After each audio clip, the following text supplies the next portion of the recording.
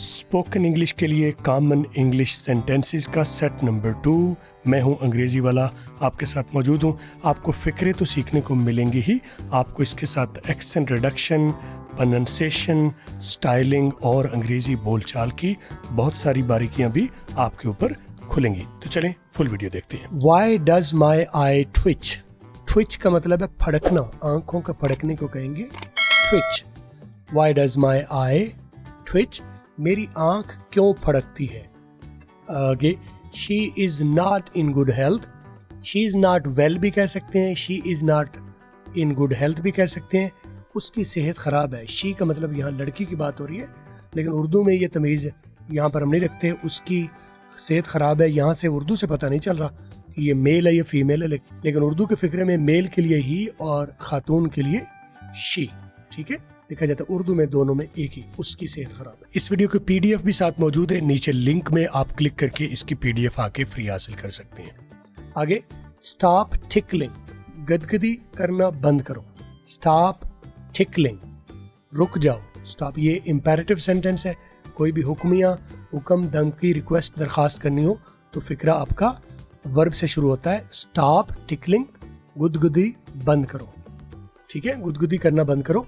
आगे सच अ मूचर you are, सच अ मूचर, मूचर कहते हैं मुफ्तखोर को, बड़े ही मुफ्तखोर हो किसी को कहना हो। वैसे नहीं कहना चाहिए, लेकिन अगर कहना आप चाहो, कहना नहीं चाहिए, मेरी एडवाइस है आपको कि नहीं कहना आपने, लेकिन मतलब आपको बता दिया कि मुफ्तखोर को मूचर कहते हैं। सच अ मूचर यू आर, कि बड़ी मुफ्तखोर हो। आगे that is an utter nonsense, utter कहते हैं बहुत शदीद किस्म की, ज़्यादा।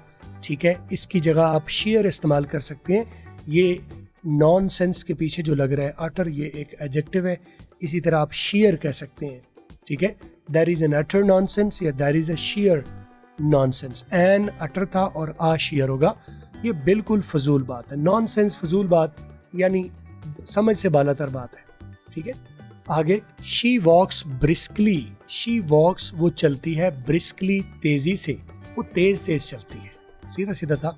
आई didn't have the foggiest notion, यहाँ पर बताने वाली आपको चीज़ें मिल जाएंगी। मेरा मकसद तो यही होता है कि मैं मुख्तलिफ फिक्रे उठा के उसमें से काम की चीज़ें आपके ऊपर खोलूँ, आपको बताऊँ। आई डिडंट हैव, ये मैंने क्या किया, डिडंट हैव। आप कहोगे सर ये तो डिडंट लिखा हुआ है। यही राज है, यही बताना आपको मकसूद है। अगर आप डिडंट बोलते हो तो आप फ्लुएंट नहीं बोल रहे, आप अटक रहे हो दरमियान में। तो गोरा जो है, क्योंकि वो सदियों से, जब उनके यहाँ एक ज़ुबान, उनकी हो या हमारी ज़ुबान हो, ज़ुबानें सदियों से चलते चलते उनके दरमियान में जो चीज़ें अटकन करती हैं, रुकावट करती हैं, उनको आहिस्ता आहिस्ता चलते चलते खुद ही हट जाती हैं। वो कोई ये नहीं होता कि कोई प्लान कर होता है, कोई रिसर्चर प्लान कर होता है जी ऐसे आज के बाद बोलना है। तो ये लोग आहिस्ता आहिस्ता जो है वो अडॉप्ट कर लेते हैं। जैसे बिल्कुल उर्दू में एक लफ्ज़ है अफरात तफरीत, अफरात तफरीत। अब लिखने में तो ग्रामेटिकली और लिखने में आता है अफरात तफरीत, लेकिन जब उसको बोलते बोलते अफरात तफरीत, अफरात तफरीत, अफरात तफरीत से करते करते अफरा तफरी बन गया। अब ये किसी जो ज़ुबानदान ने नहीं बनाया बैठ के कि रिसर्च कर लियो, ज़ुबानदान ने कानून लिख दिया हो कि आज के बाद ऐसे बोलना है।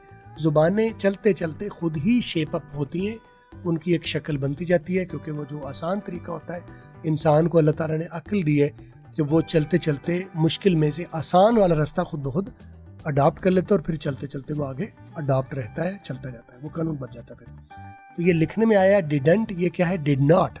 डिड नॉट का रिडक्शन क्या है, डिडंट। तो ऐसी सूरत में डिडंट अगर आप करना भी चाहो तो डिडंट बोलो, टी बोलो, अगला डिडंट वाला, अगले वाला डी आपने नहीं बोलना, वो क्योंकि उसमें अटकता है। और अगर आप टी बोल लो तो आप स्ट्रॉन्ग रिडक्शन कर रहे हो, टी ना बोलो तो वीक रिडक्शन है। स्ट्रॉन्ग रिडक्शन होती है नॉन नेटिव, जैसे उर्दू इंडिया पाकिस्तान, नेटिव होती है अमेरिका यूके।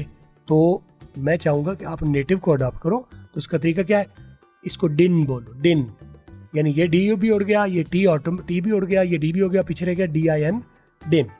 ठीक है, तो आय की क्या आवाज़ बनाते हैं बताया हुआ है पहले। आय नहीं बोलो, अब बोलो अडिन।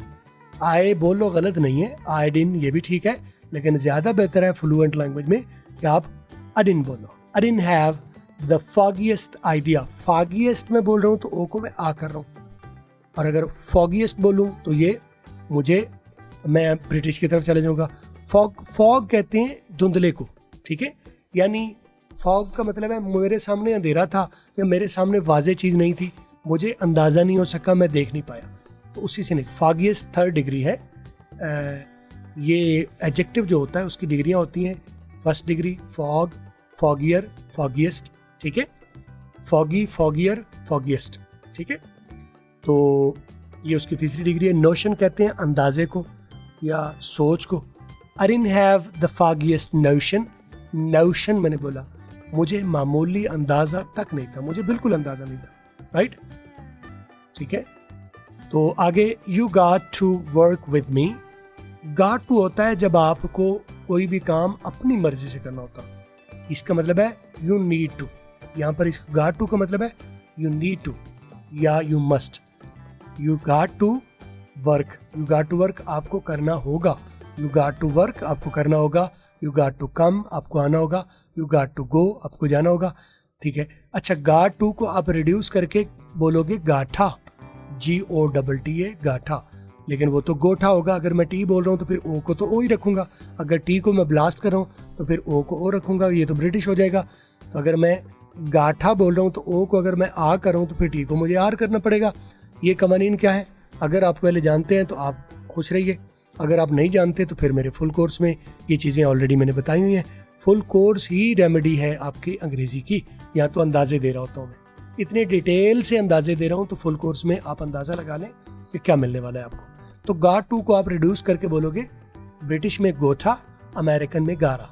यू गारा वर्क विद मी, तुम्हें मेरे साथ काम करना होगा। गारा होता है आपने अपनी मर्जी से, और अगर आपको मजबूरी से कोई करना हो तो फिर यू हैव टू। हैव, ये हैव टू क्या है, you have to, have to का रिडक्शन है हैफ्टा।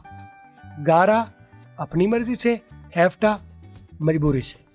You have to work with me का मतलब है तुम्हें मेरे साथ काम करना पड़ेगा, और यू गारा वर्क विद मी तुम्हें मेरे साथ काम करना होगा अपनी मर्जी से, मजबूरी कोई नहीं, ठीक है। आगे ये है जी, हिज थ्रॉट इज सोर। थ्रॉट, मैंने यहाँ थ्रॉट जानबूझ के बोला, ये लफ्ज बनता है असल में थ्रॉट, सो से की आवाज़, वो जीम जैसे पहले अलिफ बे ते से वाली आवाज़ जिसे आप से पढ़ के आए हैं, वो से नहीं है, वो से है, तो उसको बोलें थ्रॉट।